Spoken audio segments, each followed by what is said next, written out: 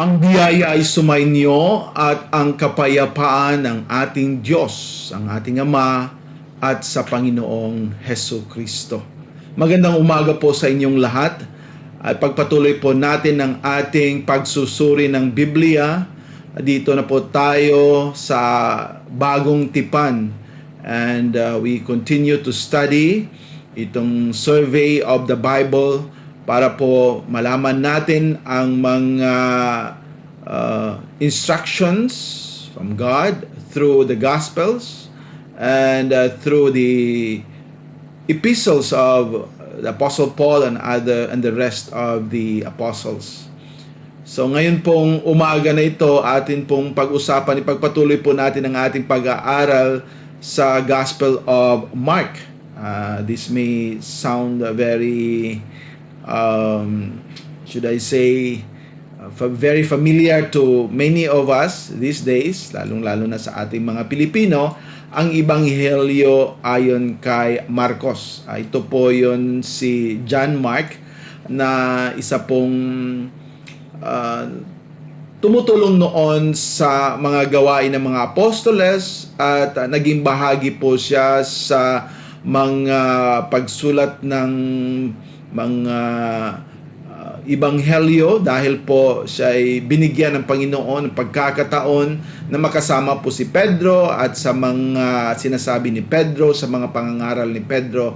Dito po nakuha ni John Mark ang mga kwento tungkol sa ating Panginoong Hesus Kristo. So ito po ay this is entitled The Gospel According to Mark sa English, and then alam natin sa Griego ito Evangelion to katamarkon, and markon here would refer to Mark. Mark is not we cannot find anything na isang pangalang Hebrew or Hebreo na may pangalang Marcos or Marcos, dahil ito po ay isang pangalan na galing po sa Latin word at ito po ay ang pangalang Marcus. Romano po ito na pangalan at ito po ay galing sa salitang Mars at isang Romanong Diyos ng digmaan. And because they were under the influence or even under the control of the Roman government, this could be a reason that they were influenced. Yung mga pangalan ng mga tao noon ay mga pangalan na binigay po o kapareho po ng mga pangalan ng mga Romano. Atin pong napag-usapan na sa Ebanghelyo ni Marcos, binibigyan diin dito ang mga kilos at gawa ng Panginoon. Kaya ang palagi nating makikita is the fast pace of the account. Palagi pagkatapos tayo sa kwento, may bago na namang kwento, may bago na namang kwento. It's not a chronological record. Hindi po ito isang pagsusulat na mula pagkabata hanggang sa ministeryo ng ating Panginoon. Dito po binigay immediately yung ministry of the Lord Jesus Christ, and ito po ay nagbibigay ng mga kwento tungkol sa mga ginawa niya. That's why in this account, in this gospel, we can always hear or read words like pagdaka o isang agaran, isang pagkilos ng gawain in an immediate straight way. So dito po sa Mark, ito po yung binibigyan ng parang pictorial representative of a bull or a working animal doon po sa Old Testament at dito po sa pahayag or sa Book of Revelation. So these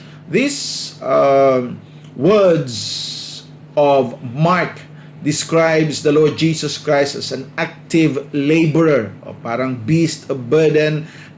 Gawa niya lahat. There was no much rest, and he did perform kung ano yung utos ng Panginoon. So dito natin makikita sa Ebanghelyo ni Marcos. when we compare that sa Ebanghelyo ni Mateo, si Mateo po ay nagpapahayag at nagpapakita sa mga kwento tungkol kay Panginoong Jesucristo doon po sa mga Hudyo. Kaya marami sa kanyang mga sinusulat, there were references of the Old Testament. Dito po sa Marcos, this is for Gentiles. So bihira lang yung sinabi ni Marcos na with reference sa lumang tipan dahil hindi naman alam ng mga hintil na anong nangyari at anong mga pinag-usapan in the Old Testament. Of course, for us today, we are Gentiles and we know the Old Testament. But noon po, sa panahon ni Panginoong Jesucristo, yung mga hintil ay hindi nila alam kung ano ang nangyari sa lumang tipan, ano ang mga pangako, ano ang sinasabi, ano ang mga propesiya. Kaya wala pong sinabi dito si Marcos tungkol dito. Ang kanyang pagdidiin ay para po malaman nila na itong si Panginoon Jesucristo ang Mesiyas, ang banal na anak ng Diyos. Now, ibalik ko sa inyo yung pag-uusap, yung pag-describe ng sinasabi nating opposition natin at hindi natin pagtangkilik sa mga sinasabi ng ibang mga scholars on Markan priority. Ano po yung Markan priority?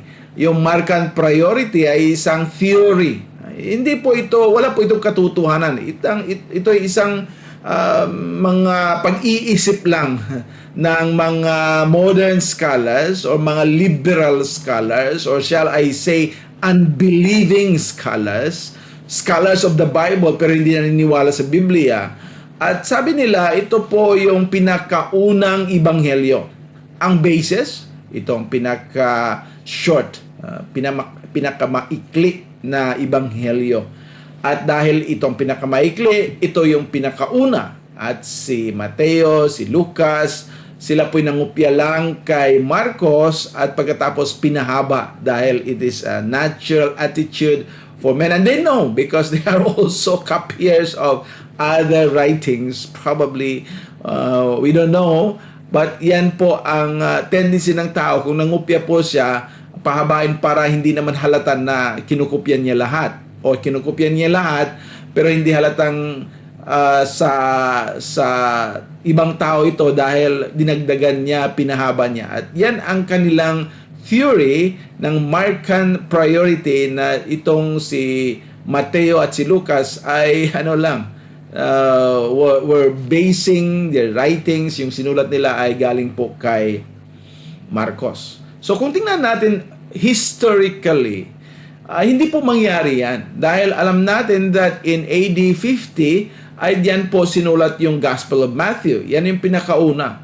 At hindi posibleng si Marcos ay nakasulat na ng kanyang ibanghelyo before Matthew. Why? Dahil alam natin that he was mentioned in the first missionary journey as even a coward and yung parang natakot siya sa missionary journey na nangyari. So, nung araw na yon, wala pa siyang alam tungkol sa mga bagay ng kay Panginoon Jesucristo. Meron siguro siyang mga kunting alam, but he is not able to write this in this kind of gospel. Hindi pa rin niya nakilala si Pedro because we know that it was Peter who was telling him, sharing to him, teaching him, guiding him in the writing of this gospel. So, dito po sa third missionary journey, malalaman natin, and in the second missionary journey pala, we know that there was a division between or a kind of contention yung tungkol kay Marcos between Paul and Barnabas. So, they separated ways. And but later we are able to know from the writings of Paul and Peter, malalaman natin na sa huli nakita ni Pablo na nagbago na si Marcos. Kaya sinabi niya, dalhin niyo dito si Marcos. He is somebody who is profitable to me. Si Pedro naman, nakita niya yung kanya nung ability and how God used Mark. And then dito pinasulat ni Pedro o sinulat ni Marcos ang mga sinabi ni Pedro tungkol po kay Panginoong Hesukristo. So we could think, because it was in AD 66 that Peter was executed, and it is believed that it was before his execution. It could be around 64 to 66, or we can maybe even think of rather early, sa mga 60, 62, when they probably have met and ginawa nila yung mga evangelistic work doon po sa Rome. So ito po yung a probable date. I personally believe that it was a later date, 64 to 66, before the death of Peter, dahil dito sinasabi na ni Peter ang lahat ng mga nangyari tungkol kay Panginoong Hesukristo, and he was brought there around this time. He did not live long in Rome. Si Pedro po ay hindi nakatira doon sa Roma. Dinala lang po siya sa Roma dahil doon siya papatayin. So it could be at this period of time when there was an increased hatred. Galit na galit yung mga tao sa kanila dahil in AD 64, we have to remember, at hindi ko nalagay dito, but you have to remember that that was the Great Fire of Rome. Anong ibig sabihin yan? May sunog po sa Roma noon, at yung isang palengke na malaki ay nasunog, at ang sinabi po ni Nero, ang mga Christians ang nagsunog niyan. But he was the one responsible because he wanted to build his palace over that place. And the only way by which he can build is to burn the marketplace, yung agora, yung palengke. Kaya nangyari yon, and Nero used the Christians as a scapegoat. Sila yung nagsunog. Kaya galit na galit yung mga tao, and that caused even the persecution and the execution. Pinatay po dito sina Pablo at Pedro dito sa Roma nung panahon probably AD 66, dahil sa 68 ay namatay na po si Nero. Kaya hindi mangyari na nakasulat na si Marcos before Matthew. Because during the time na nagsulat si Mateo, and we know that Matthew wrote around AD 50 because that was recorded by the early apostolic fathers. Meron na silang kopya sa sa sulat ni Mateo.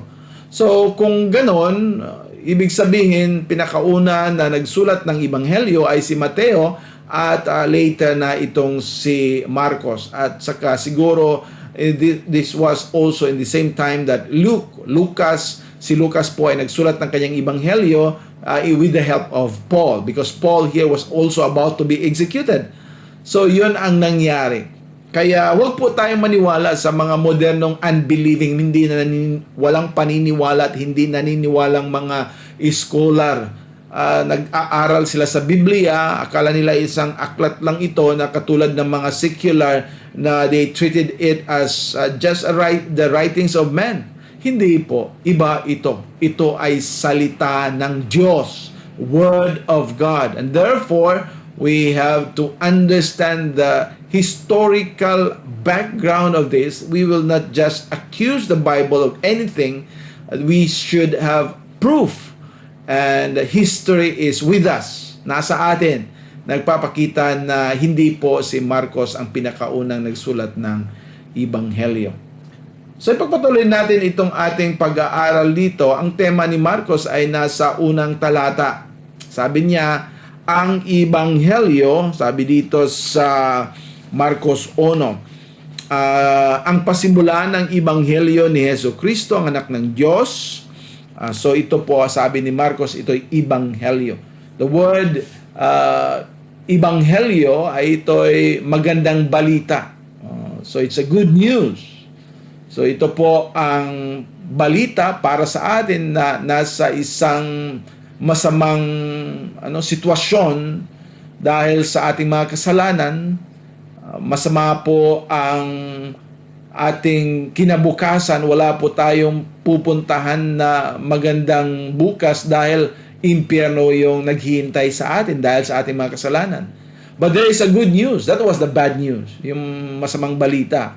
Papunta tayong impyerno. The good news is Jesus Christ came to save us from the penalty of our sins. That is eternal death in the lake of fire. But He saved us from that penalty at kaya tayo'y nagkaroon ng buhay na walang hanggan. Life eternal. Hindi death eternal. So ito po yung natin. Magandang balita po sa sulat ni Marcos sa kanyang ebanghelyo. At ito ay dahil si Panginoon Jesucristo ang anak ng Diyos. At ang pangunahing diin ng kanyang ebanghelyo ay si Jesus ang banal na anak ng Diyos. Hindi po siyang isang tao katulad ng mga paniniwala ng ibang mga relihiyon o mga denominasyon na 50% God lang po si Panginoon Jesucristo. Hindi po. He is truly 100% God. 100% po na siya ay anak ng Diyos. Siya ay Diyos mismo. At siya rin ay 100% tao. He is 100% man. Theanthropos. Theos, God. Anthropos, man. At yan po ang ating Panginoon.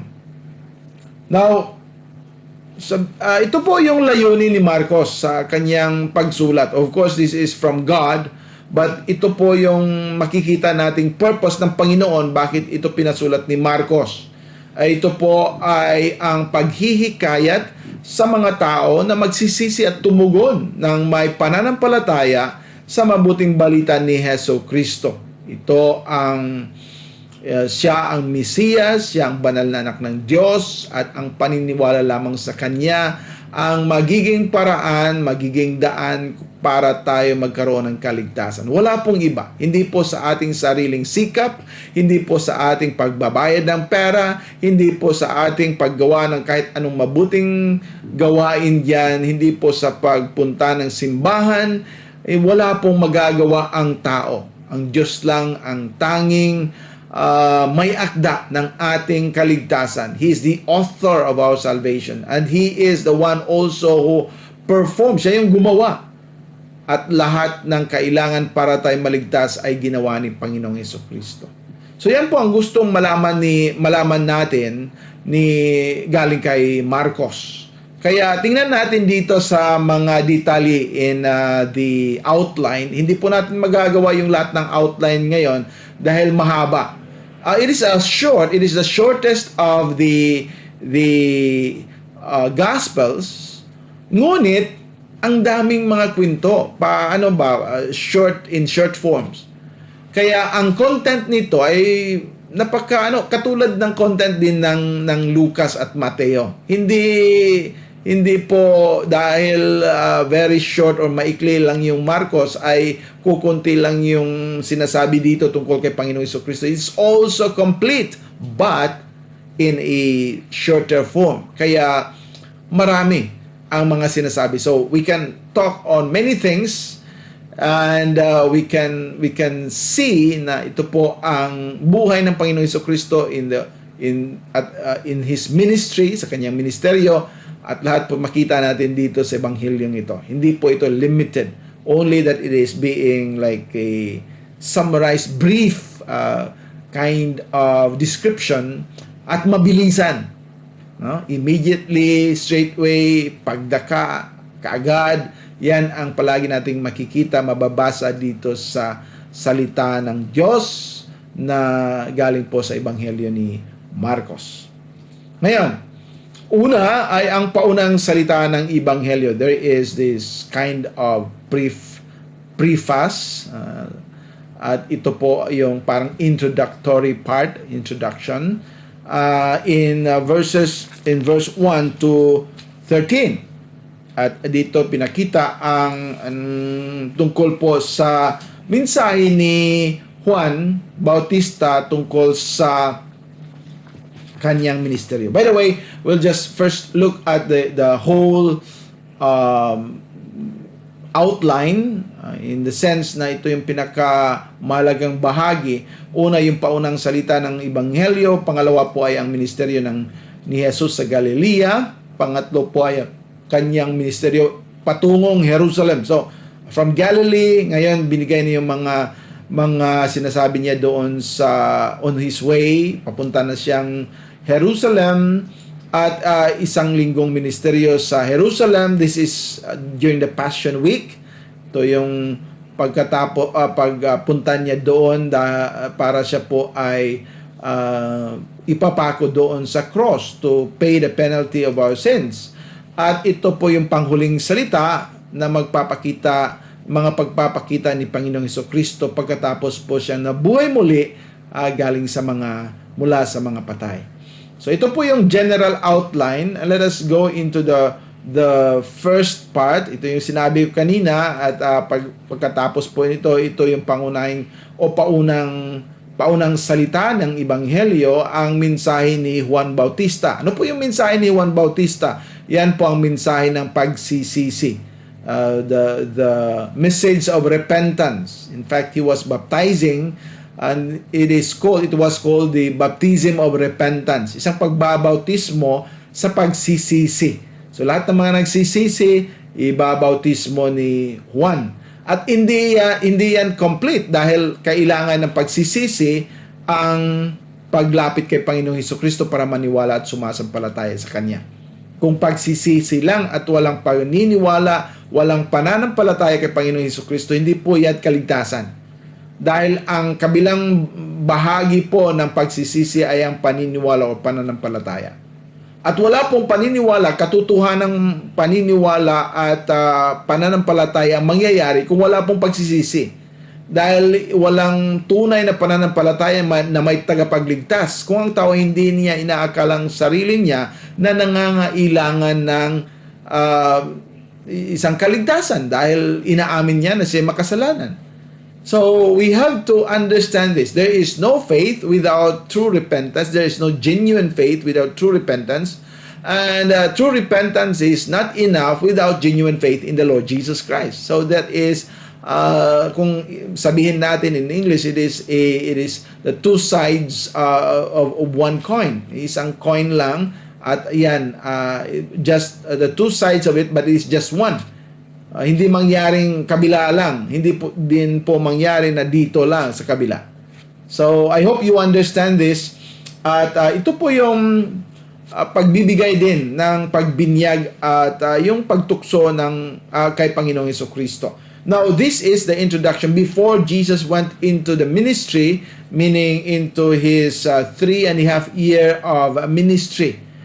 Ay may pagbinyag po sa kanya at hindi siya binibinyagan ni Juan, hindi po siya binabautismo ni Juan dahil may kasalanan siya. Hindi po yan isang pagbibinyag o pagbautismo ng pagsisisi, kundi ang pagsunod sa anong sinasabi ng lumang tipan na kailangan niya na parang i-ordain into the ministry because is going to start. And immediately after that, Satan wanted to stop him. That was in the case of the temptations. Because Satan knew na kung gagawin ito ng Panginoong Hesukristo, maraming maniniwala sa Kanya at sa Kanyang gawain at sa Kanyang plano na siya ay pupunta doon sa cross. And this would be to defeat Satan.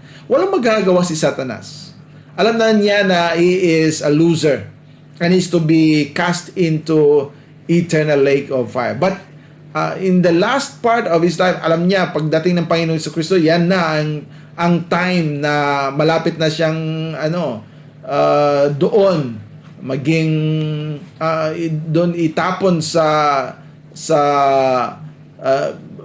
lawa ng apoy.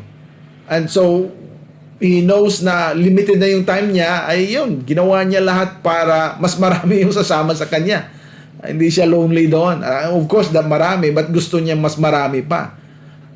We thank the Lord that those who are chosen and elected by the Lord Jesus Christ, tayo po mga pinili niya, ay hindi po mangyayari na kanyang madala doon sa kanyang lawa ng apoy. Of course, that's God's prepared place for him, but for us who have truly believed in the Lord Jesus Christ. And this is our assurance.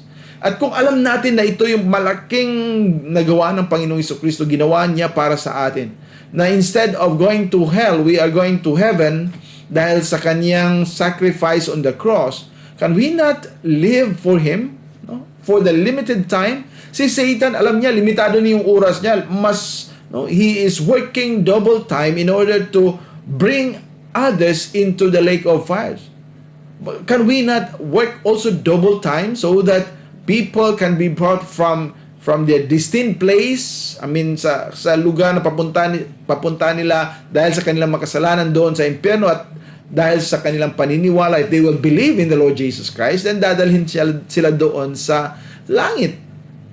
Kung si Satan ay nag-double time, tayo mga Christians, mga matamad kailangan din nating double time.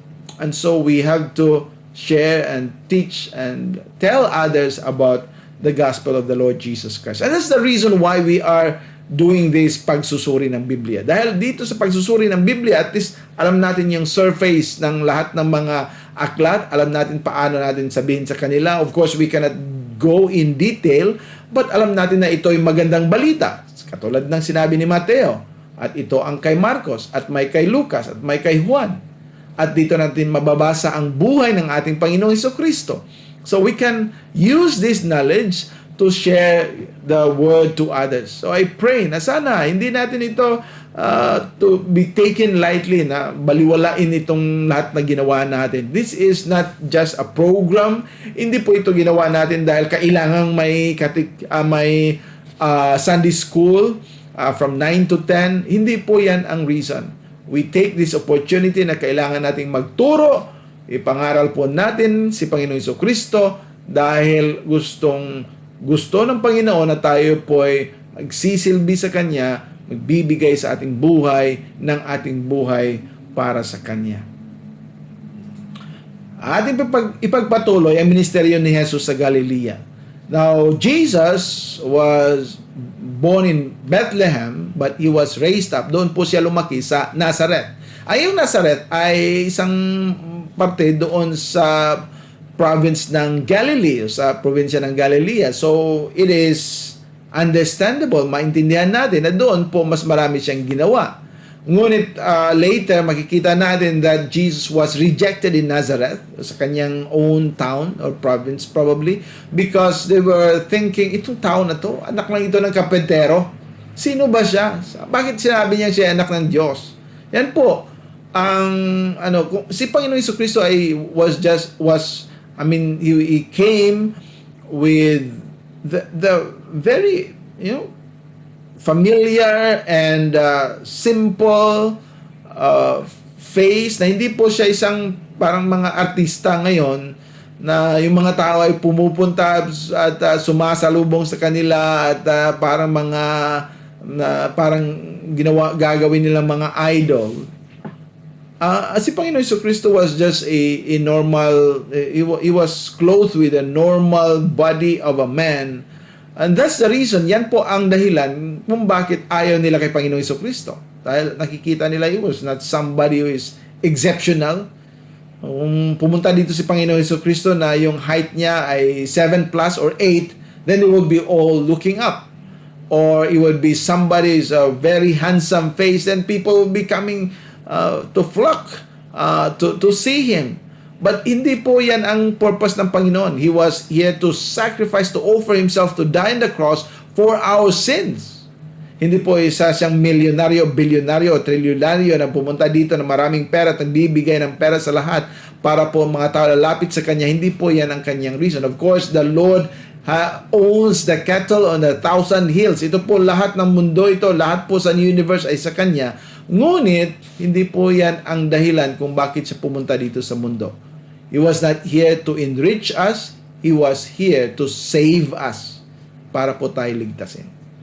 So ano po yung mga ginagawa ng Panginoon Jesucristo sa kanyang ministeryo?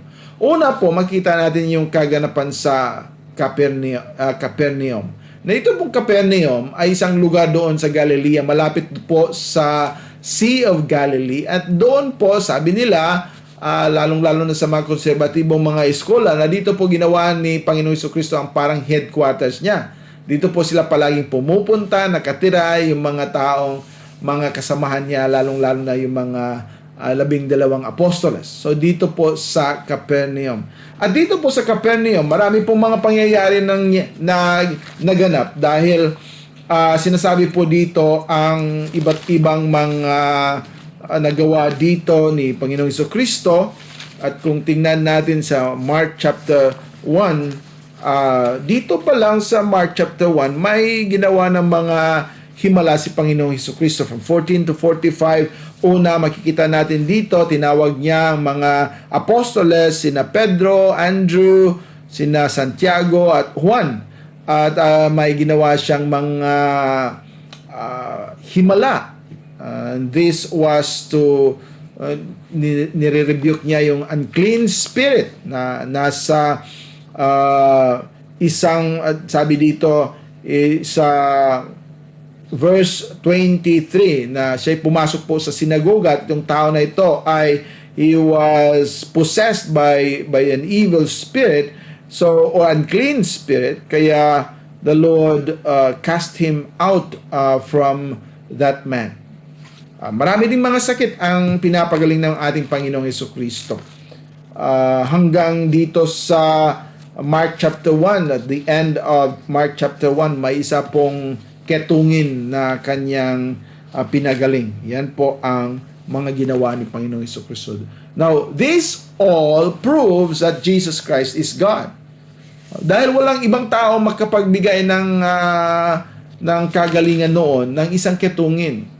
We have to remember that in those days, wala pang kahit isang antibiotic, wala pang kahit penicillin. At lahat ng mga may ketong ay parang they are destined to die. They are, kumbaga sa atin katulad ngayon, parang cancer, although cancer can now be treated, para bang you're just waiting when dadalhin ka doon sa libingan mo. Because this was an incurable disease in those days. Noong panahon na yun, wala pang gamot na pwedeng pagaling ng ketong. But the Lord Jesus Christ did it. At in those days, kung ikay may ketong, ikay sumisigaw, unclean, unclean, marumi, marumi, para yung mga tao na ay hindi lalapit sa kanila because it is a very contagious disease. Madaling mapasa doon sa iba. But Jesus Christ instead, He touched the leper. Anong nangyari? Siya ba'y nahawaan sa ketong ng leper? Hindi. Yung ketungin ang nahawaan sa power ng Panginoon Jesucristo at siya'y napagaling. That should cause them to see that indeed this man is not just an ordinary person, he is powerful. And they could have, nagtanong sila kung sino kayo at sino po kayo at paano namin malalaman kung sino kan. They should have believed in the Lord Jesus Christ. But we know that they instead rebelled against him or contradicted his teachings. May tunggalian na nangyari. Ayan ang nag-follow sa chapter 2. Maraming mga tunggali dito. Una, dahil sa mga nung pinagaling ng Panginoong Jesucristo, itong isang parang na tao na lumpo. And then, pagkatapos niyan, ay tinawag niya si Mateo, Levi, at pinuntahan niya ni Panginoong Jesucristo yung bahay ni Levi, ni Mateo, at doon ay nangyaring may maraming mga publikano at mga makasalanan na lumapit sa kanya. At nagagalit yung mga Pariseo. Sabi nila, kung itong tao na ito ay Diyos, bakit hindi niya alam na ito yung mga taong makasalanan? Dahil sa pagtingin ng mga Hudyo, itong mga publikano, itong mga sinners, itong makasalanan, ay walang kahit anong chance o any possibility na makapuntang langit. Punta lang sila sa impyerno, parang mga panggatong doon. Hindi sila maaring pupunta sa langit. But Jesus was with them. And the Lord Jesus, of course, told them na hindi po ako pumunta dito para sa mga magaling na. Ako'y napunta dito para sa mga nangailangan ng kapangyarihan ng Diyos. At yan po ang kaligtasan din. Walang purpose ang Panginoon para sa mga taong akala nila sila yung makapagligtas sa sarili, o sa mga taong akala nila sila ligtas na. Siya po pumunta dito sa mga taong alam natin na tayo makasalanan at wala tayong magagawa sa ating kasalanan, tayo magbabayad at tayo'y papuntang impyerno, ngunit si Panginoon Jesucristo ang nagbigay sa kanyang sarili to die for us on our behalf, and that's why meron tayong kaligtasan sa ating paniniwala, pananampalataya sa Kanya. Now, makikita din natin dito ang pagtalaga ni Jesus sa 12 apostoles. Yan po ay sa chapter 3. At dito sinabi kung sino sila. Basahin ko po sa inyo dito sa chapter 3 verse 16 onwards. Marcos 3 at 16. Marcos 3:16. At sinabi po ng salita ng Diyos dito na una, siya ay nagtalaga dito sa verse 14. At siya ay nagtalaga ng 12 upang sila ay dapat na magkasama niya at upang kanya nawang maisugo sila na mangaral at upang magkaroon ng kapangyarihan at mapagaling ng mga sakit at magpalayas ng mga diablo, to cast out demons. At si Simon ay binansagan niyang Pedro at si Santiago na anak ni Zebedeo at si Juan na kapatid ni Santiago at kanyang binansagan silang Boanerges na ito ay ang mga anak ng kulog at sina Andres at Felipe at Bartolome at Mateo at Tomas at Santiago na anak ni Alfeo at Tadeo at Simon na Cananeo at si Judas Iscariote na siya ring nagkanulo sa kanya at sila ay pumasok sa isang bahay. So this is the how the apostles were called and were commissioned by God sa naggagawa sa kanyang mga gawain. After this, merong mga paratang tungkol sa kalagayan ng pag-iisip ni Panginoon Jesucristo. Akala nila Jesus Christ was there's something wrong with him. Kaya dito po sa chapter 3 verse 23, makikita natin dito, sinabi ng Panginoon Jesucristo sa kanila at tinawag niya sila tungo sa kanya at sinabi sa kanila mga parabola, paano ba palalayasin ni Satanas? Si Satanas, kung si Satanas yung nasa akin, paano niya palalayasin ito? At kung ang isang kaharian ay makahari laban sa kanyang sarili, ang kahariang yon ay hindi makatatayo. So kung yung masamang espiritu ang nandyan sa akin at ako'y nakipaglaban doon sa masamang espiritu, hindi yan mangyayari dahil hindi pwedeng ang isang kaharian sa loob nito ay mag-aaway. Of course, that is possible in a physical sense or the sense dito sa mga bayan, mga bansa natin, but here he was speaking of spiritual reign of the Spirit of God. So it is not possible na mangyayari yon.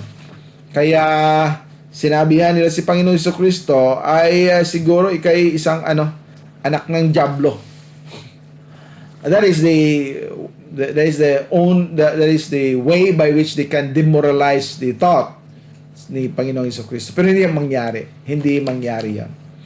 Ang espiritual na pamilya ni Jesus, dito po sa 3:13 o 31 to 35, makikita natin yung isang mahalagang kwento ni Marcos. Pagpapakita na hindi binigyan diin ng salita ng Diyos na we have to worship Mary.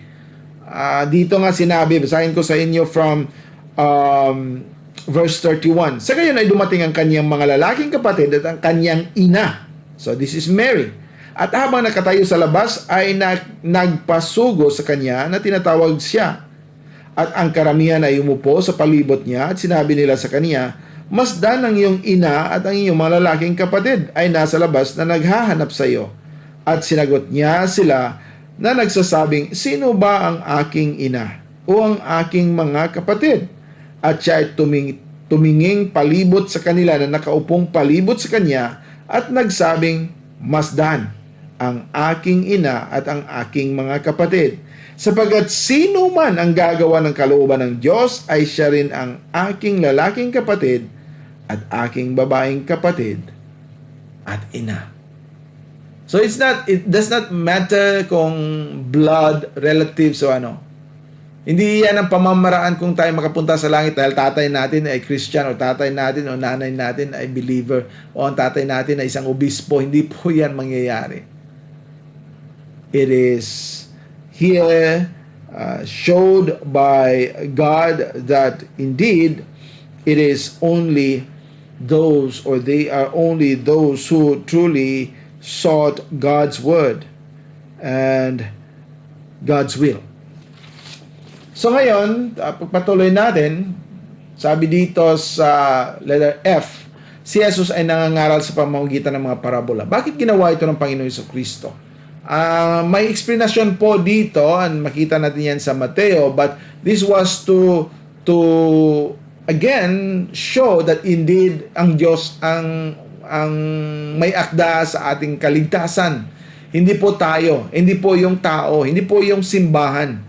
Kaya dito pinapakita na sa parabola, yung makakaintindi nito, siya yung binigyan ng Diyos ng wisdom to understand the parables in order to believe. Pero mayroong mga tao na hindi talaga nila ma-appreciate at hindi nila makita at hindi nila malaman at ayaw nila itong mga parabola dahil hindi nila maintindihan. And because of that, they are those who will reject Christ. Reject Christ. Because they will see na ano bang kabuluhan nito? O ano bang gagawin natin dito? If God is God, then yeah, He can help me, can preserve me, but I don't need to. Hindi nangangailangan na ako pupunta sa Kanya, magsisimba, gagawa ng kahit ano for the Lord's sake. Hindi po yan ang gusto ng mga taong walang Diyos. So, ngayon, pagpatuloy natin, ang paghayag ng autoridad ni Jesus. Pinakita po dito ng Panginoon Jesucristo ang kanyang autoridad. Dahil marami ng mga tao na hindi naniniwala sa kanya. At ginawa nila ang anong gusto nila. They were not mindful kung ito'y makasalanan o hindi. They were just doing it for their fun, for their pleasure. At sa kanilang sariling gusto. Kaya nangyari, katulad na sinabi ni Isaiah, we are like sheep of gone astray. No, nawawala doon sa daan. But God is good to bring us back. But it does not mean na wala tayong gagawin. Ang purpose po ng Panginoon kung bakit tayo niligtas ay para po tayo ay maging bahagi sa mga pamamaraan ng Diyos para dalhin po yung iba diyan sa kanyang kaharian. So we want to be a blessing to others by sharing the gospel to as many as we can, because this is God's great commission. Yes, He has chosen. He had chosen. But we have to share the gospel because we don't know. Hindi natin alam kung sino po yung pinili ng ating Panginoon. And if you are now here listening to this Sunday school, kung hindi mo pa alam kung ikay pinili o hindi, kung ikay natatakot baka hindi ako pinili ng Diyos, ngayon na ngayon natanggapin mo si Panginoon Jesucristo. And that will prove indeed that you are a child of God. You have been chosen even before the foundation of this world. Now, of course, we have to make sure also na hindi ka lang naniniwala dahil natatakot ka o ganon. We have to believe because this is what the Bible says. So, we have to understand that. Okay? Patuloy tayo at para hindi po tayo mahuli, meron pong mga pagtanggi kay Jesus sa Nazareth. Ito yung sinabi ko kanina na si Panginoong Jesucristo na doon lumaki sa Nazareth. Ngunit yung ibang mga tao doon, nagtataka, sino ka ba? Anak ka lang ng isang karpentero, anak ka lang ng isang babae diyan nasa yung pulubi, isang bahay na walang kahit anong mga bagay-bagay. And that was a simple life of Joseph and Mary. And that shows that indeed itong Diyos na ito, itong tao na ito, that we want to save, He is part of, kasama siya sa pamilya. Yan po ang na makikita natin that He is indeed, He is part of those whom God has chosen, those whom God has elected us, prepared their hearts even to believe in the Lord Jesus Christ. Pero may mga pagtanggi, at yung mga tumatanggi ay sila yung mga ayaw, at sila that proves that indeed they're not part of God's family. They're not part of God's chosen people. Isinagawa ni Jesus ang kanyang disipulo, 12 disipulo niya. And this is to go and evangelize. Makita natin yan sa is ng Marcos. At dito po sa Mark chapter 6 ay pinakita ng Panginoon ni Marcos, o pinakita ng Panginoon ang kanyang pag-utos po sa mga apostles to go, and they were sent forth. Makita natin yan sa Marcos 6:7, at sinabi dito, at pinalapit niya sa kanyang 12 at nagsimulang isugo sila ng dalawa at binigyan sila ng kapangyarihan laban sa mga maruruming espiritu, at inutusan sila na huwag magdala ng anuman para sa kanilang paglalakbay maliban sa isang tungkod lamang, walang supot, walang tinapay, walang salapi sa kanilang lukan. Datapot magsuot ng mga sandalyas at huwag magsuot ng 2 tunika. So, dito po sinabihan sila na hindi po sila maging tamad. Kailangan nilang gagawa. At yan ang ating responsibility. Di po tayo naniniwala na dahil may pinili ang Diyos, hindi na tayo mag-evangelize dahil may pinili na siya. Hindi po yan ang katotohanan. May pinili ang Diyos, but tayo mga Christians, we have to do our part to reach out dahil hindi natin alam kung sino po yung mga pinili ng Diyos. Pinakita po dito sa yung pagkamatay ni Juan Bautista. It is a very sad story dahil ito ay isang account, isang kwento ni Juan Bautista that he was faithful to the work that the Lord had entrusted to him. Ginawa na niya yung mga dapat gawin to introduce the Lord Jesus Christ, because He's the one who will prepare His way. Ngunit, dahil sa kanyang stand on what is morally upright or morally righteous act, ay dito pinatay po siya. So, we can expect na if we really have to stand for the Lord, maraming magagalit to the point na they will even try to exterminate you, to kill you. Ano pa yung mga ministeryo ni Jesus sa Galilea? Isang mahalagang himala na ginawa ng Panginoon Jesucristo ay itong pagpapakain niya sa mahigit 5,000 mga tao. Sabihin natin mahigit. Dahil it was mentioned in the Bible that it was 5,000 but men. At yung men doon ay nagsasabing yung mga lalaki, husbands. Now, if we consider that, hindi natin ibig sabihin na mga lalaki lang yung lumapit kay Panginoong Jesucristo. Alam natin in other parts of the scriptures, it was talking about the women also and even children. So we can, by our sanctified imagination, kumbaga, sa ating sariling pag-iisip, we don't have to expand so much, pero alam natin na kung may mga lalaki doon na 5,000, siguro may mga babae naman conservative estimate of maybe 2,000. If 5,000 men, it's just as easy as 2,000 women. Yan yung pinakababang estimate natin. At may mga bata pa. So this speaks of more than 5,000. And ito ay isang napaka kung sabihin lang stupendous miracle dahil dito it was described in a way na makita din natin ito sa ibang mga ebanghelyo,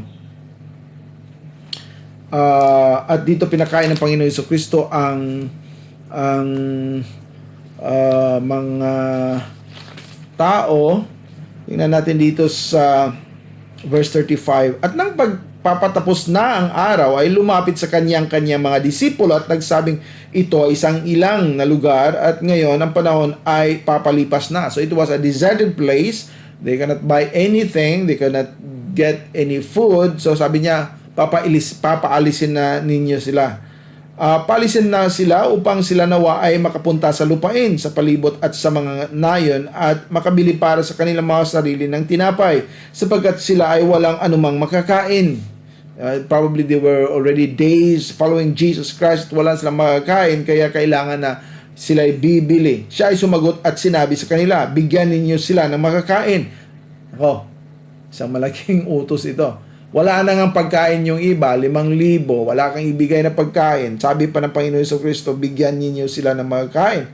At sinabi nila sa kanya, kami ba ay aalis at bibili ng 200 dinaryong tinapay at bibigyan sila ng makakain?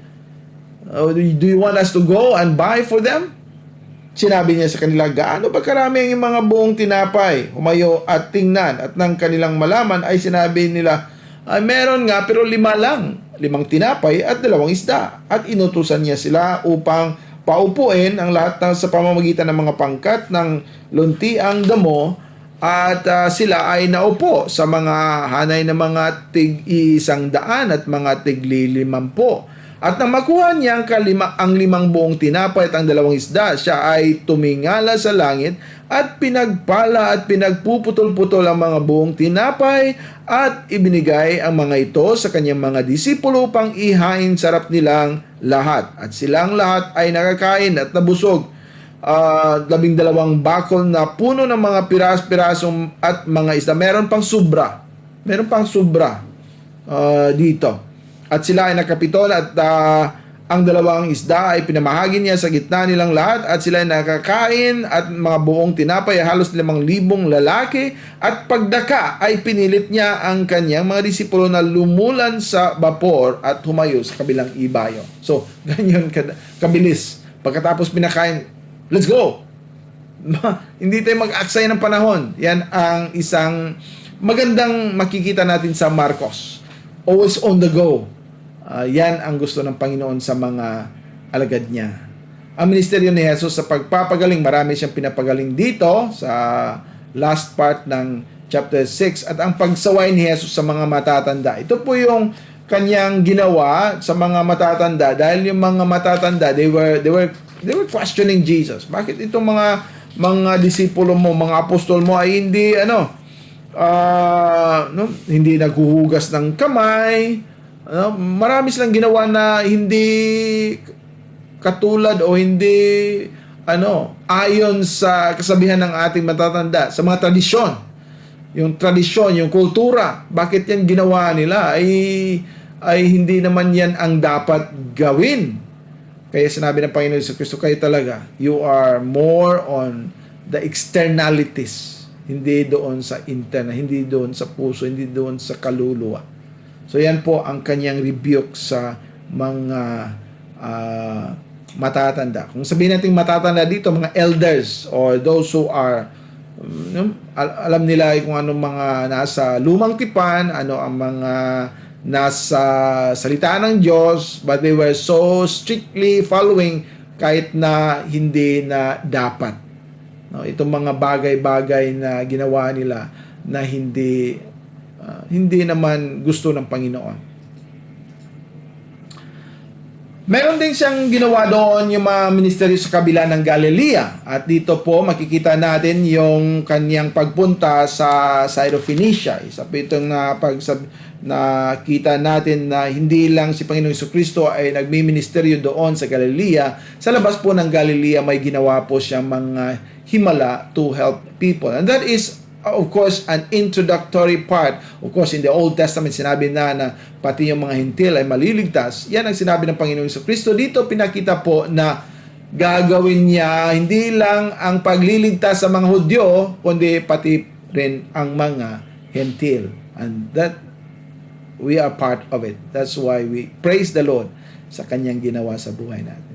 Ang muling pagpapakain ni Jesus sa karamihan, hindi lang, kumbaga, tsamba lang na nagawa niya yung kanyang ibig sabihin yung kanyang pagpapakain ng maraming mga tao.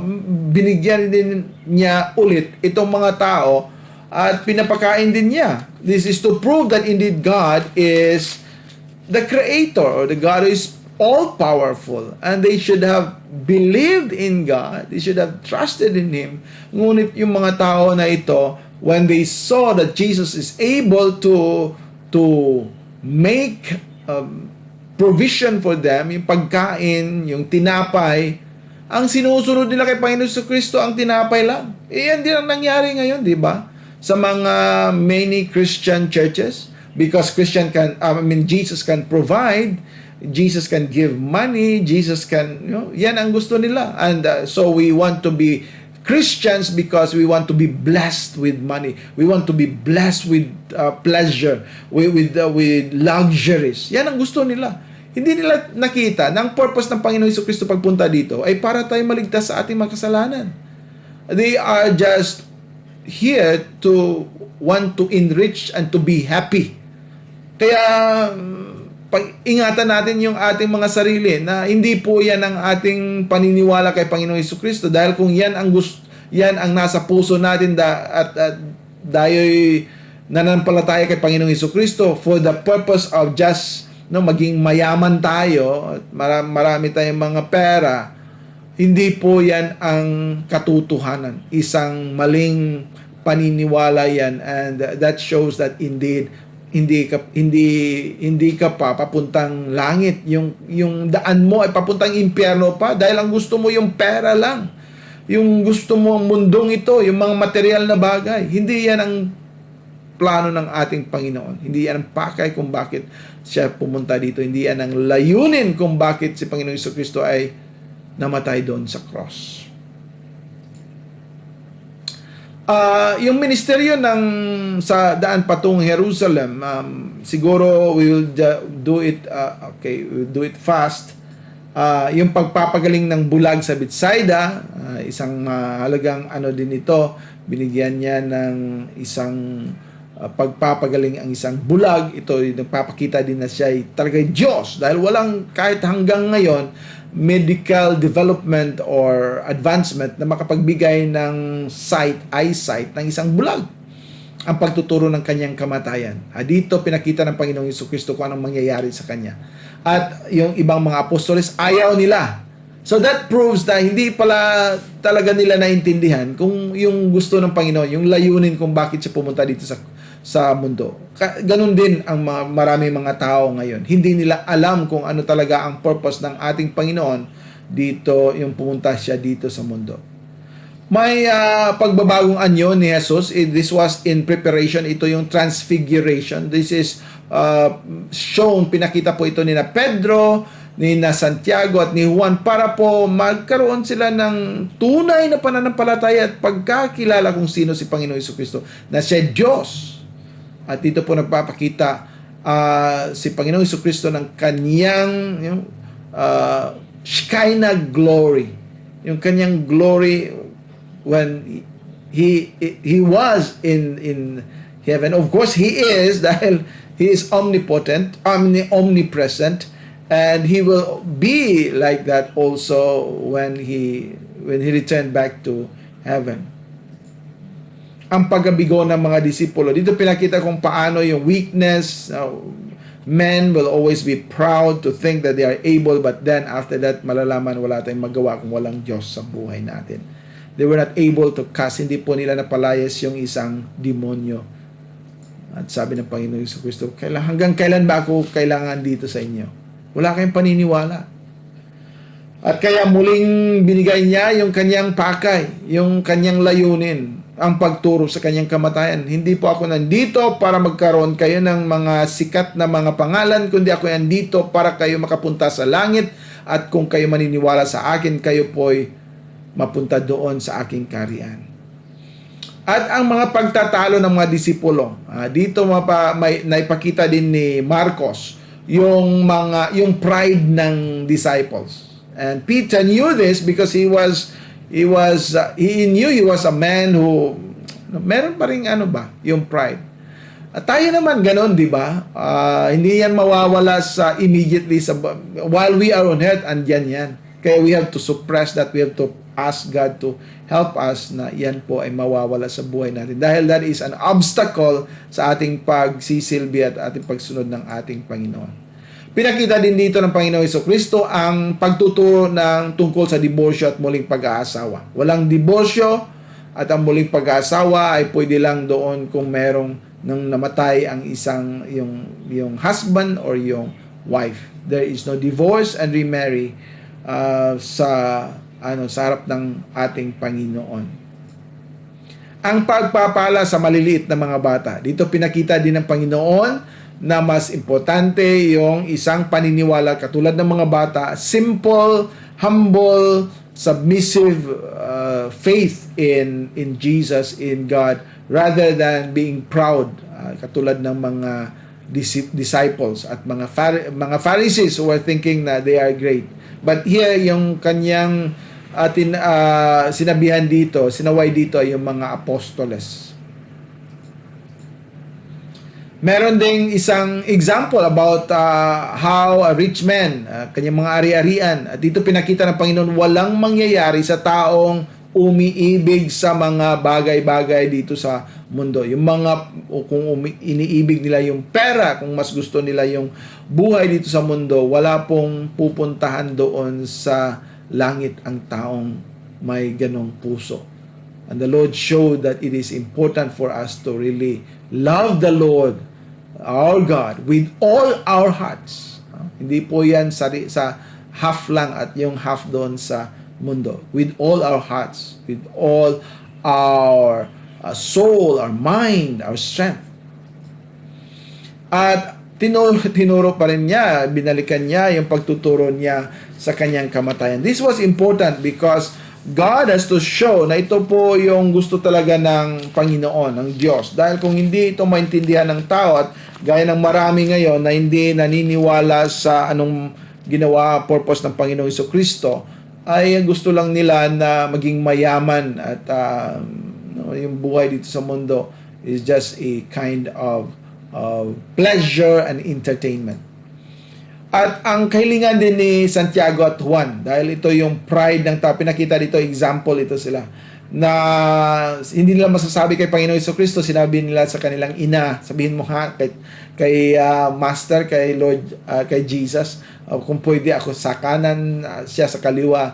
Yan ang ng gusto ng tao, but that is not the case of believers. And then we have here how the Lord healed the eyes of Bartimaeus.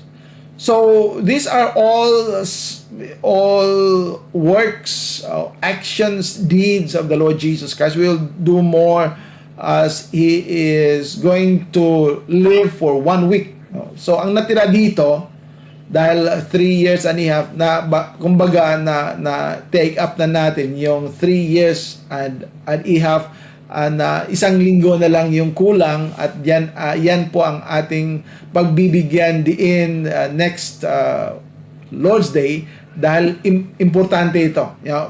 Importante din yung ginawa niya before this, but it is the peak. Yan yung pinaka importante sa lahat, yung kanyang pakay dito sa mundo, how He gave Himself to die on the cross and how He suffered for us, but He rose again on the 3rd day. So yan po ang ating pag-usapan in the next week. Sana matatapos natin ito so that we can continue on to study other books. Okay? So let us close in prayer. Let us pray. Our Father in heaven, we thank You for this privilege of learning from Thy Word.